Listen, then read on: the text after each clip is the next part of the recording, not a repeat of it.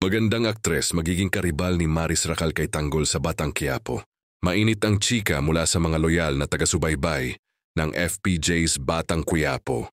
Ayon sa mga insider, may magandang aktres na papasok sa serye at siya raw ang magiging karibal ni Maris Racal sa puso ni Tanggo. Ayon sa mga nakakita sa set, hindi lang basta ganda ang dala ng aktres na ito. May matinding presence at malakas na chemistry daw sila ni Coco. Dahilan para mas umigting ang love triangle na matagal nang binabanggit sa mga panayam. Maalala na minsan nang nasabi ni Maris Racal sa isang interview na, "Abangan niyo, may love triangle na mangyayari." Mas magiging masaya at mas komplikado ang kwento ni Ponggay at Tanggol. At heto na nga, mukhang natutupad na ang kanyang pahiwatig.